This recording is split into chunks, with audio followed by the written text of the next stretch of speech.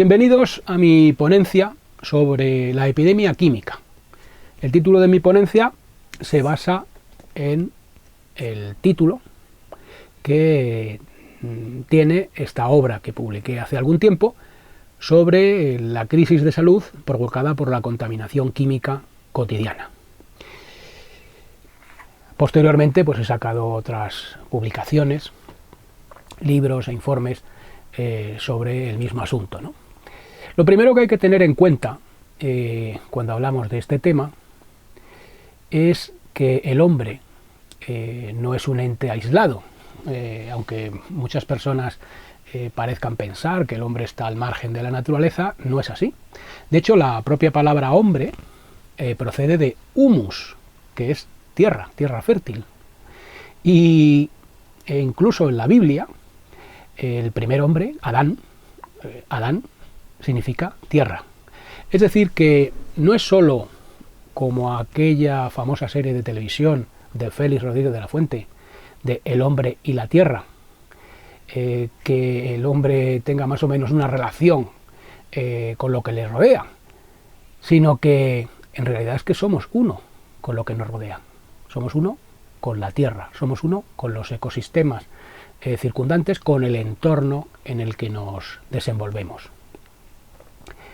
¿Y qué es lo que está sucediendo con nuestro planeta? Bueno, pues algo sin precedentes en miles de años. Un deterioro, una alteración increíble. El cambio climático, el agujero en la capa de ozono, la desforestación tropical, y no solamente tropical, sino también de otro tipo de bosques, la pérdida de suelos, la plastificación de los mares, la extinción masiva de especies en un ritmo miles de veces superior al natural, es decir, y podría seguir con una lista muy larga, ¿no?, de problemas ecológicos, una profunda alteración de la naturaleza en la cual vivimos y de la cual formamos parte. A consecuencia de ello, cabe preguntarse si es posible un hombre sano en un planeta enfermo, cuando ese hombre está ligado a ese planeta, a ese entorno en el que se desenvuelve, ¿no?, y con el que forma una unidad. A este respecto, y ciñéndonos en particular al tema del que estamos hablando, de la contaminación química, pues decir que especialmente desde la Segunda Guerra Mundial, después de la Segunda Guerra Mundial, se asiste a un boom muy considerable de la industria química. La producción de sustancias químicas sintéticas se dispara. Hay que tener presente que en el año 1930 se producía en todo el planeta 1 millón de toneladas de química sintética. Bueno, ese millón de toneladas en el año 2000 se habían convertido ya en 400 millones de toneladas de química sintética producidas anualmente. Pero es que entre el año 2000 y el año 2010 el negocio químico se multiplicó por 2, con lo cual también la producción química de sustancias químicas se disparó. Y la tendencia es que en adelante, en los próximos años, siga creciendo ese volumen enorme de producción de sustancias químicas sintéticas. Es decir, estamos poniendo en circulación sustancias que no existían en la naturaleza en unos volúmenes realmente muy considerables.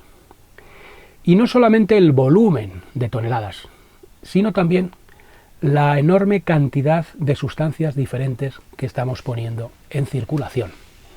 Sustancias que terminan a veces contaminando los ríos, los aires, los suelos e incluso el entorno de los espacios cerrados en los que nos desenvolvemos, ¿no?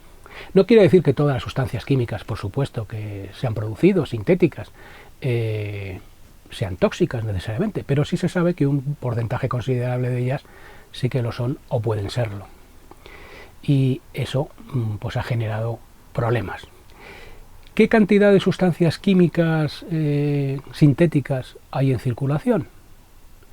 Pues hasta hace poco se pensaba que eran algo más de 100.000, concretamente en el año 2007, cuando se pone en marcha en la Unión Europea el reglamento REACH sobre el control de las sustancias químicas en Europa, se preregistran 143.000 sustancias químicas sintéticas, es decir, una enorme cantidad de sustancias químicas sintéticas.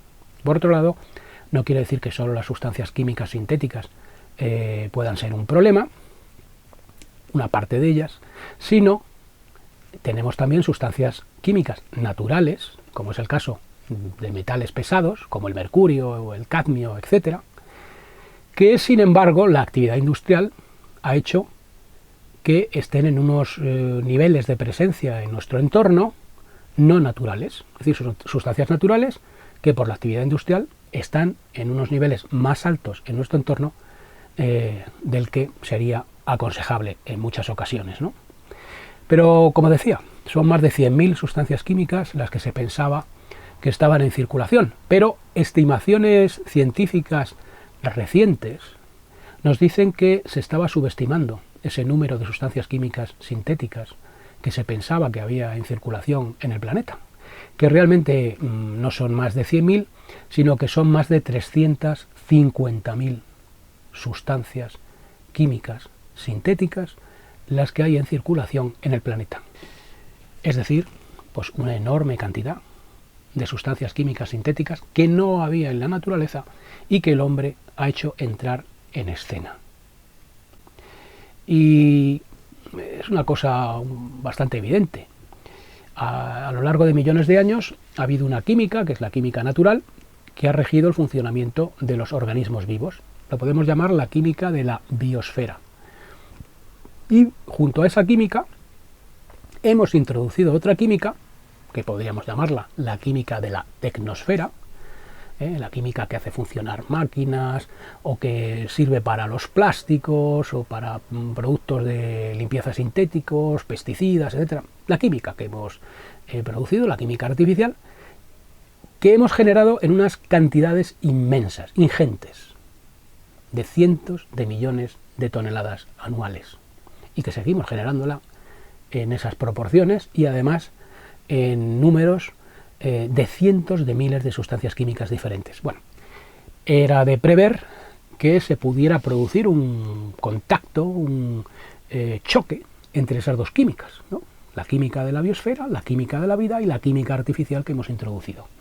Y es lo que ha sucedido. En estos momentos, a pesar de que solo se ha estudiado una mínima parte de estas sustancias químicas sintéticas que se han puesto en circulación, pues se ha visto que bastantes sustancias químicas, como estamos diciendo, no todas, pero muchas sustancias químicas, tienen efectos biológicos negativos.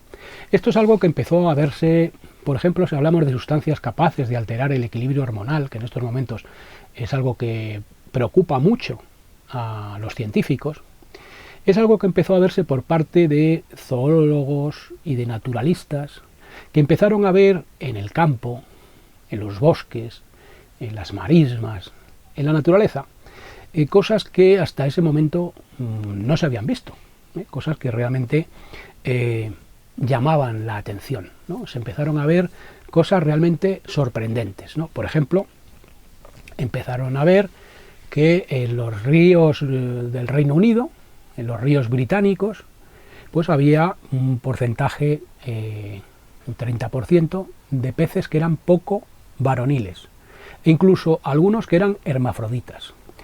En los bisones, por ejemplo, del lago Michigan, en los Estados Unidos, pues empezaron a ver en estas granjas de bisones, en el lago Michigan, bisones que se alimentaban con pescados de los grandes lagos, unos lagos muy contaminados por la actividad industrial, pues resulta que había muchos bisones que no se podían reproducir adecuadamente, que había problemas reproductivos muy severos, ¿no? En un lago de Florida, donde había habido un vertido de un pesticida, el lago Apopka, empezaron a ver que los alligators, es decir, los caimanes de ese lago, en un 20% de los casos eran hembras, en un 40% eran machos y en otro 40% eran mixtos, ni machos ni hembras. y, claro, esto había sucedido en un lago donde había habido un importante vertido de un pesticida. Luego en el lago Ontario empezaron a ver también cómo el 80% de los pollos de gaviota morían antes de nacer, con plumas de adulto, con muñones y no patas, sin ojos, con el pico torcido. Las águilas calvas, el símbolo de los Estados Unidos, resulta que estas aves no se reproducían adecuadamente.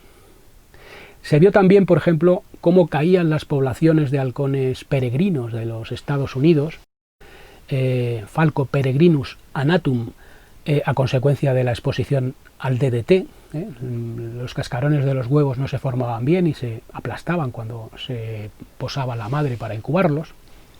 En fin, se empezaron a ver muchas cosas que antes no se habían visto. Por ejemplo, en California pues se veía gaviotas que tenían, y eran gaviotas macho, que tenían oviducto, es decir, el conducto por el cual las hembras ponen los huevos. Bueno, pues esto aparecía en los machos. Y esto se cuenta muy bien en un libro clásico realizado por dos científicos importantes, Pitt Myers y Theo Colborn. Theo Colborn es considerada la madre de la ciencia del estudio de los disruptores endocrinos, de estas sustancias que alteran el equilibrio hormonal. En este libro, en Nuestro futuro robado, Our Stolen Future, se cuenta muy bien todo esto que fueron descubriendo los científicos, ¿no? Y que se sigue constatando día a día en la naturaleza, ¿no? Estas alteraciones, en este caso hormonales, que llevan a efectos tan importantes en la vida silvestre. Pero claro, al fin y al cabo, como decíamos inicialmente, el hombre también forma parte de la naturaleza, también somos organismos vivos. Muchos de los patrones bioquímicos que permiten que funcionen nuestros organismos son comunes con otras criaturas. Y hay importantes manifiestos científicos que se han producido denunciando el relevante impacto que tiene el entorno y en particular los contaminantes químicos sobre la salud humana. Bueno, la Organización Mundial de la Salud, por ejemplo, en sus informes comenta que 1 de cada 4 enfermedades y muertes en el mundo tiene que ver con el medio ambiente en general. En unos países los factores ambientales que más pesan son unos, en otros países son otros, pero hablando en general del medio ambiente, no solo de los contaminantes químicos, 1 de cada 4 enfermedades y muertes en el mundo tiene que ver con el medio ambiente. Estimaciones recientes, en particular sobre el tema de los contaminantes químicos, llegan a situar en un 10% del Producto Interior Bruto global el daño económicamente evaluado en salud, en coste sanitario, que produce la contaminación química. Es decir, que es un impacto pues bastante relevante. ¿Cuáles son estos contaminantes? ¿Cuáles son estas sustancias que nos afectan? Pues son muchas, de muy variados tipos, ¿no? Hay desde contaminantes producidos por la actividad industrial pasada, que todavía persisten en nuestro entorno, como es el caso de los policlorobifenilos. Hay sustancias generadas, por ejemplo, por la incineración de plásticos u otros procesos industriales, como es el caso de las temidas dioxinas, que son tóxicos bioacumulativos y persistentes asociados a muchos problemas de salud, a disrupción endocrina, a cáncer, etc. Hay pesticidas, el tema de los pesticidas es un capítulo importante en los estudios científicos que se realizan sobre los efectos de los contaminantes químicos sobre la salud humana, y no solamente sobre la salud humana, también sobre los ecosistemas. Hay cientos de pesticidas autorizados en estos momentos en la Unión Europea y muchos de estos pesticidas han sido asociados a efectos en mayor o menor grado sobre la salud humana. Son sustancias que al margen de la contaminación que puedan producir de aguas, suelos, aires, contaminan también los alimentos en bajas en bajos niveles de concentración, pero están presentes como residuos en buena parte de las frutas y verduras convencionales, no ecológicas, que consumen los europeos, ¿no? Hay sustancias, por ejemplo, presentes en los plásticos, que también causan inquietud, como es el caso de algunos talatos. Los talatos son plastificantes, sustancias que se utilizan para dar flexibilidad, plasticidad a los plásticos. En algunos de estos plásticos pueden estar presentes en una concentración considerable, se pueden ir desprendiendo poco a poco y pasar, por ejemplo, a alimentos que estén en contacto con los plásticos, especialmente si se calientan, por ejemplo, con microondas, o si no se trata de un material en contacto con alimentos, sino, por ejemplo, un recubrimiento plástico, de un suelos de plástico, de PVC, por ejemplo, pues se pueden ir desprendiendo estos talatos, integrarse en el polvo doméstico y ser aspirados o aspiradas estas sustancias por las personas. Tenemos sustancias como los retardantes de llama, que se aplican a tejidos, a plásticos, etcétera, para retrasar el punto de ignición, es decir, lo que tardan en arder, en prender, sustancias que también se liberan desde estos productos, se integran en el polvo doméstico y pueden pasar también, y pasan de hecho, al interior de los seres humanos. Compuestos perfluorados del tipo del teflón, de las sartenes antiadherentes, pero que también están integrados estos compuestos en otros muchos productos de la vida cotidiana. En fin, son muchas sustancias. Y es importante resaltar que son sustancias que muchas veces tenemos en nuestro entorno más inmediato, en el que nos desenvolvemos cotidianamente. O sea, no se trata, y a veces es esto la imagen que tiene la gente o muchas personas piensan, cuando hablan de contaminación química o piensan en contaminación química, pues en el escenario de una industria emitiendo gases a la atmósfera o vertiendo sustancias a un río, sin percatarse muchas veces de que, claro, si estas industrias utilizan sustancias químicas, es que las utilizan para producir, para generar productos. Y muchas veces es que los contaminantes están en productos de uso cotidiano autorizados, ¿no? Nos pueden llegar a través del agua, a través del aire, a través también de lo que ponemos sobre nuestra piel, cuando algunos de estos contaminantes o alguna de estas sustancias están integradas en productos como, por ejemplo, productos de aseo personal,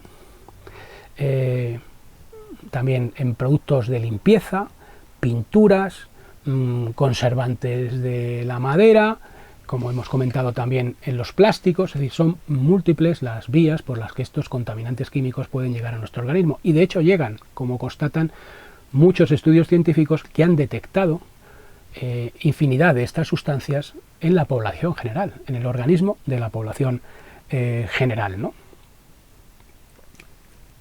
Como comentaba previamente, se han producido importantes declaraciones científicas denunciando el impacto que la contaminación química puede estar teniendo en la salud de los occidentales. Un ejemplo es el llamamiento de París, científicos importantes, entre ellos varios premios Nobel, que denunciaban y pedían que se actuase sobre el hecho de que una parte del crecimiento del cáncer y otras enfermedades que al que estamos asistiendo en las últimas décadas en Occidente puede tener que ver con la exposición a sustancias químicas contaminantes.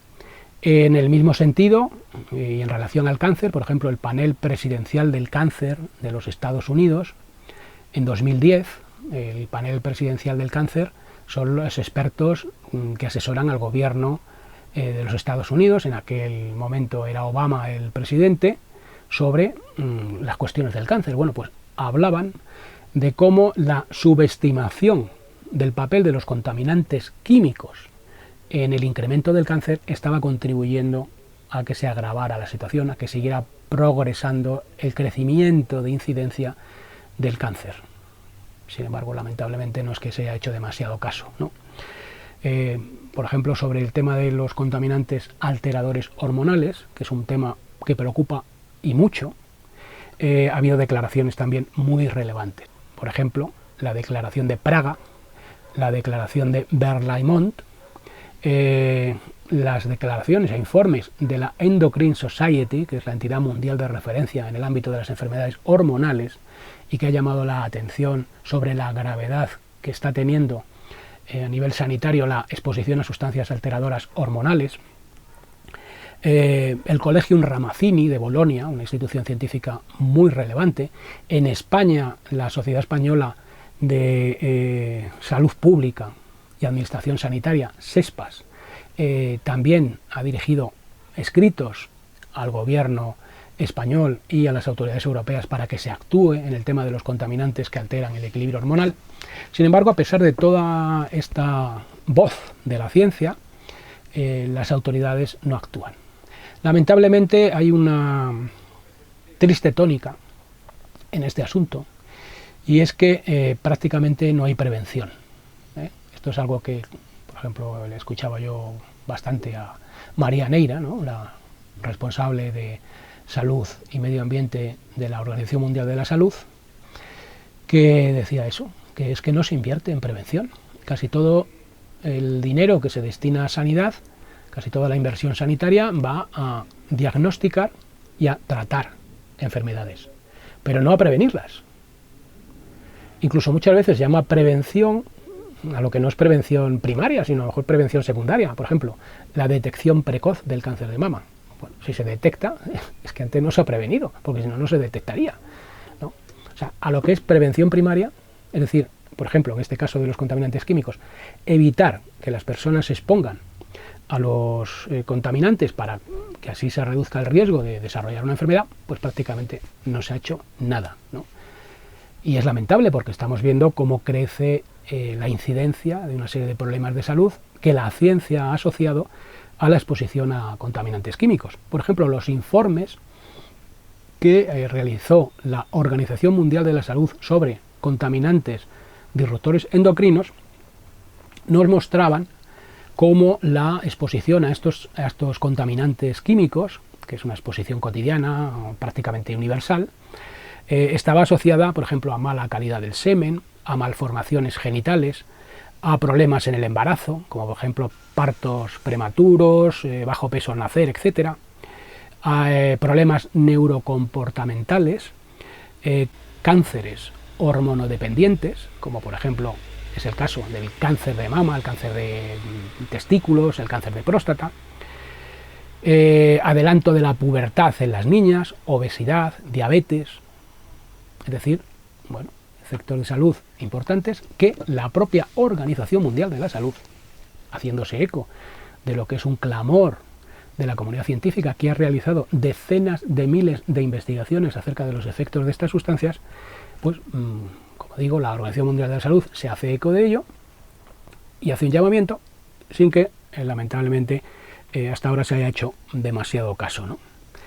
Los contaminantes químicos han sido asociados con mayor o menor grado de evidencia a muchos problemas de salud, ¿no? Del cáncer, que ya he citado, asma, alergias, enfermedades autoinmunes, infertilidad, problemas en el desarrollo neurológico, etcétera, etcétera. Incluso a efectos sobre la microbiota intestinal, que puede estar por su parte también vinculada a una serie de problemas de salud, ¿no?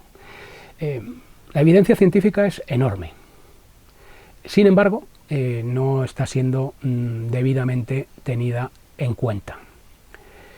Un problema muy serio es la mala regulación existente.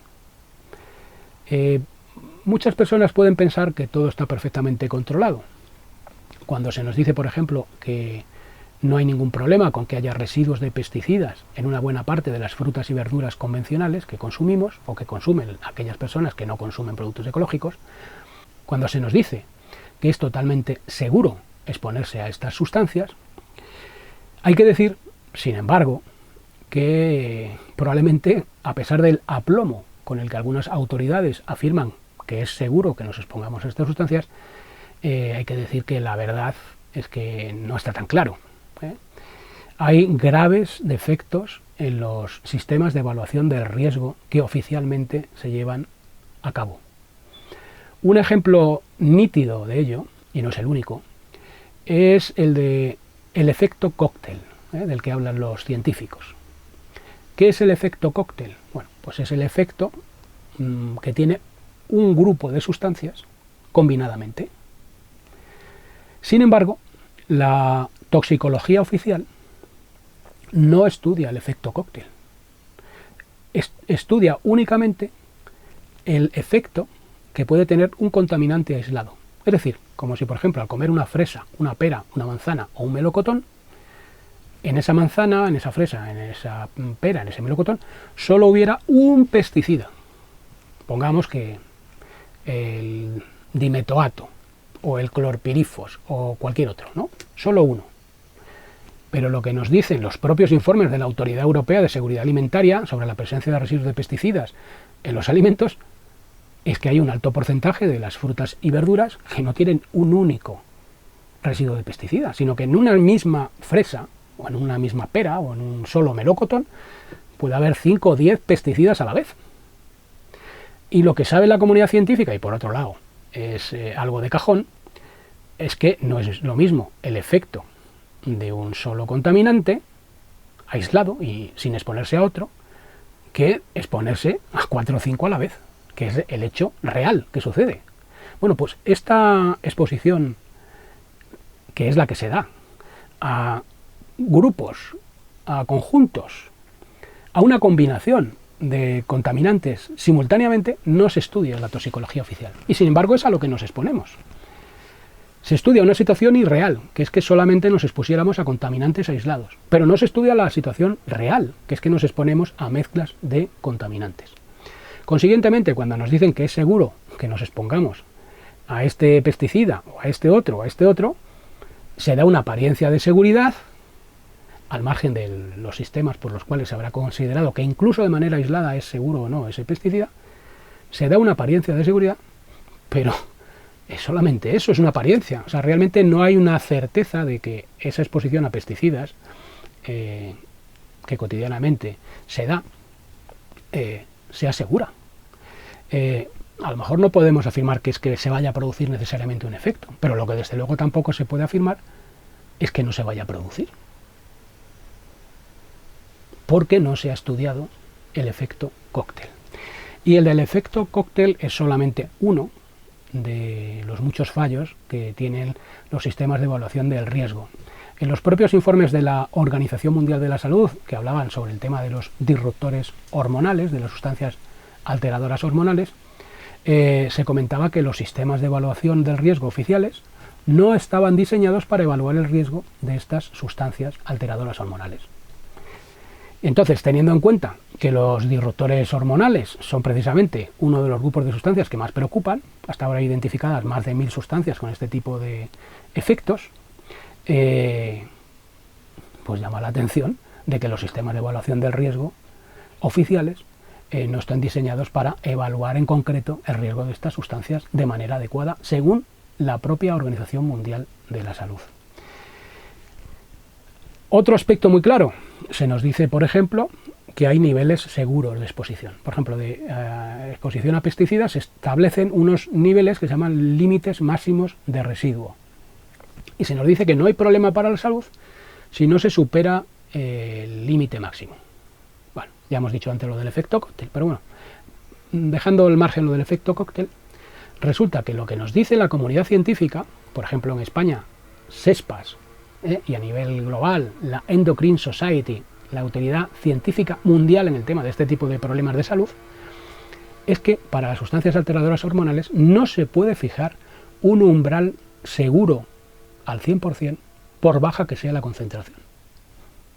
Entonces, nos podrán establecer un nivel seguro, pero si lo que nos están diciendo los científicos es que para estas sustancias no está claro que se pueda establecer un umbral seguro, pues, en fin.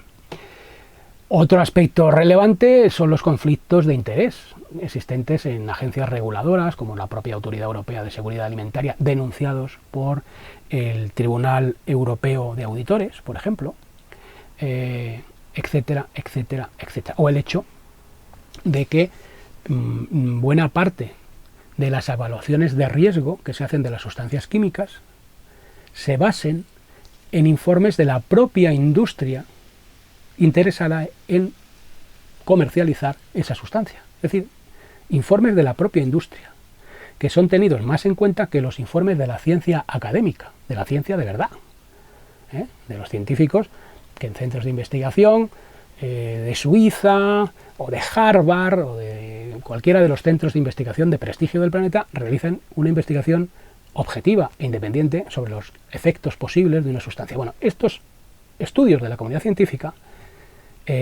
apenas se tienen en cuenta y se anteponen los estudios de la propia industria fabricante o comercializadora de la sustancia.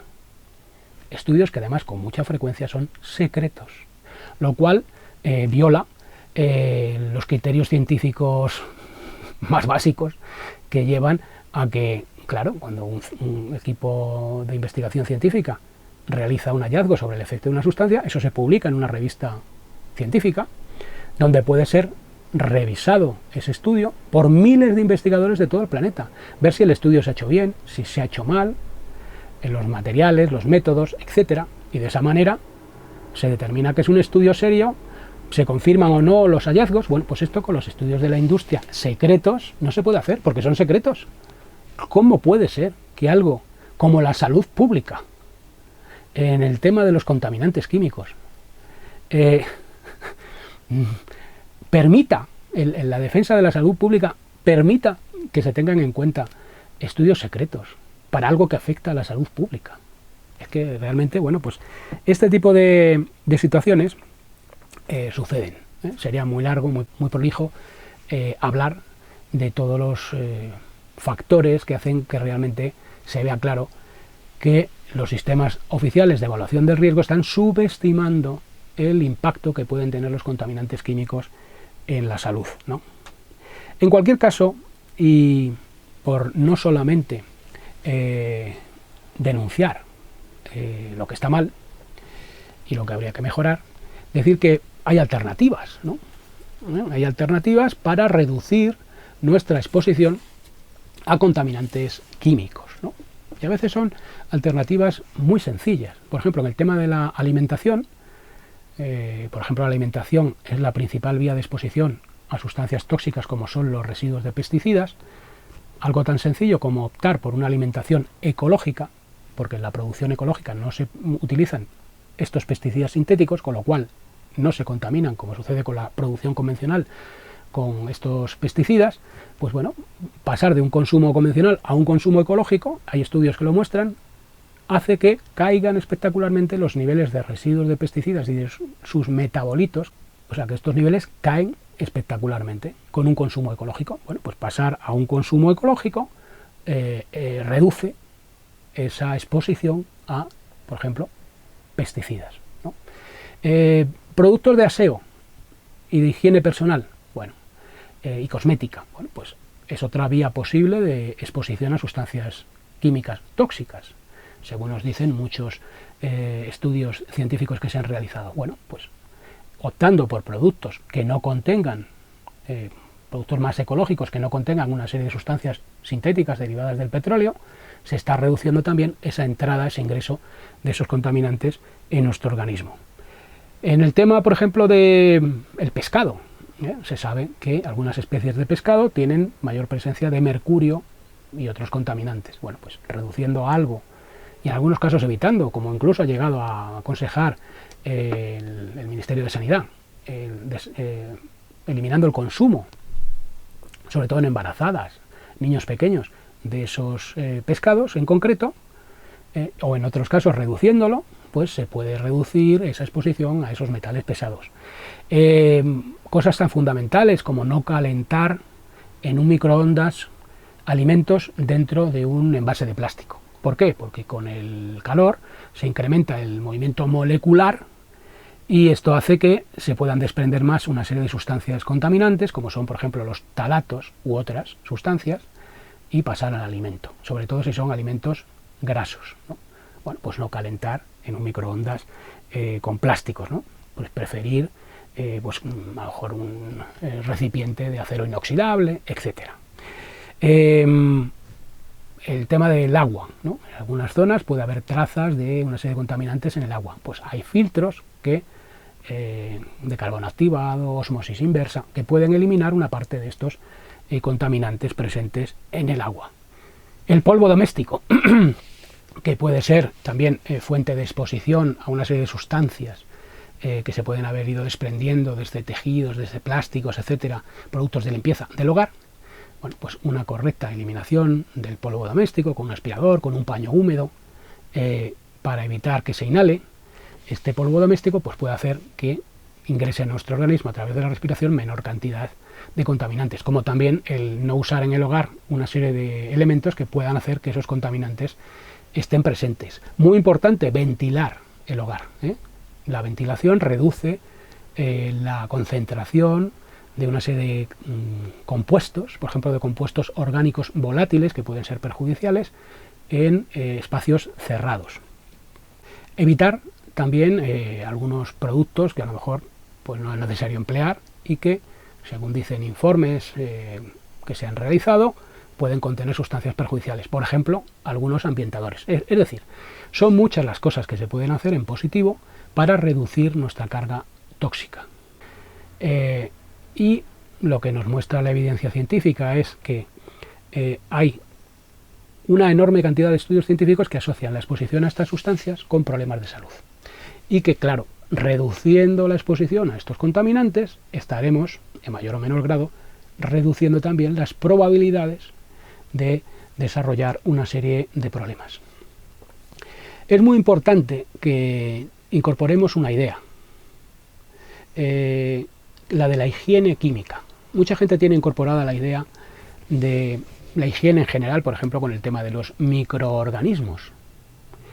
Y por eso se limpian las superficies, nos limpiamos las manos, etcétera, para evitar que esos agentes patógenos, que son los microorganismos, puedan afectarnos negativamente. Pero hay que decir que incluso en su día esto no estaba claro. O sea, la gente no sabía que había microbios que podían producir enfermedades. De hecho, hubo un médico de Viena llamado Semmelweis que empezó a recomendar que los doctores, cuando atendían a las mujeres parturientas, se lavaran las manos, porque sospechaba que había algo en las manos que hacía que muchas de estas mujeres que eran atendidas en hospitales muriesen por fiebres puerperales, por infecciones a consecuencia de ello, ¿no? Pero lo que sucedía es que Pasteur todavía no había descubierto el papel de los microorganismos en las enfermedades y los médicos pues pensaban que esto era una estupidez. ¿Qué es eso de que haya que lavarse las manos para atender a una parturienta? ¿Para qué? Si no se sabía que había microbios, ¿no? Los microbios eran invisibles, no se veían, nadie sabía que producían enfermedades, hasta que, como digo, Pasteur lo descubrió después. Y aunque Semmelweis estableció en su hospital la práctica de lavarse las manos y redujo en un 90% la mortalidad de las mujeres, no le hicieron caso. Y de hecho murió en una absoluta incomprensión. Luego la cosa cambió. Ahora a nadie se le ocurriría decir que es ridículo lavarse las manos, ¿no?, en un quirófano, por ejemplo. No, bueno, pues entonces sí parecía ridículo. Bueno, pues en estos momentos estamos un poco con algo parecido. Hablamos de agentes patógenos, que no son microorganismos, no son seres vivos, son sustancias químicas sintéticas, patógenas en cuanto a que pueden estar asociadas al origen de enfermedades, y tenemos que tener una higiene química, limpiar nuestro entorno en la mayor medida posible de estos contaminantes para reducir el riesgo de que puedan hacernos enfermar. Y ya que he comentado algo sobre las enfermedades derivadas de los microorganismos, decir que hay científicos muy importantes que recientemente, a consecuencia de la pandemia de la COVID-19, han asociado el tema de la contaminación química con este asunto, desde la perspectiva de que precisamente aquellas personas que enferman más gravemente o incluso han muerto en mayor medida por la COVID-19, si se hubiera actuado a lo largo de las últimas décadas en la reducción de la exposición a contaminantes, pues probablemente no habría habido tantas muertes ni tantos casos graves, porque precisamente las personas más vulnerables ante la COVID-19 eran personas que tenían una serie de patologías, diabetes, obesidad, enfermedades cardíacas, presión arterial, caída de la inmunidad, etcétera, que están asociadas en mayor o menor grado a la exposición también a contaminación química. También se ha visto, por cierto, que en ciudades contaminadas había casos más graves o más mortalidad por la COVID-19. Esto es porque, claro, si una pandemia llega y se encuentra una población que ya tiene una serie de patologías previas, que en mayor o menor grado, en un porcentaje, pueden estar asociadas, por ejemplo, a contaminantes químicos, como dicen estos científicos, pues va a haber más mortalidad. De esta manera, un factor de una enfermedad transmisible se ve favorecido por otro que en principio no guarda relación, como es la contaminación química. Porque al final la salud es un todo. Y si reducimos la carga de enfermedades que pueden estar asociadas a los contaminantes químicos, ante, por ejemplo, una pandemia, tendremos una sociedad cuyos organismos, cuyos cuerpos, estarán mejor preparados para afrontarla. Esto es lo que decían científicos importantes como Heindel, Bonsall, Beerbaum, y lo publicaban, por ejemplo, en la revista Environmental Health News, ¿no? Que es muy aconsejable consultar, ¿no? Y bueno, hago votos para que en la medida de lo posible, pues todos ustedes se informen más sobre estos aspectos, ¿no? Sobre el papel de los contaminantes químicos en el desarrollo de enfermedades o en el incremento de riesgo de enfermedades humanas, y hagan lo posible por reducir la exposición a contaminantes químicos y por influir para que nuestra sociedad mejore en ese aspecto. En estos momentos se está intentando llevar adelante por parte del gobierno, vamos a ver si se hace o no, porque lleva muchísimos años de retraso con distintos gobiernos, un plan nacional de salud y medio ambiente. El medio ambiente puede ser un factor de prevención importantísimo de una serie de patologías. Esperemos que alguna vez este asunto se tome en serio y tendamos hacia una sociedad menos tóxica y más sana. Muchas gracias.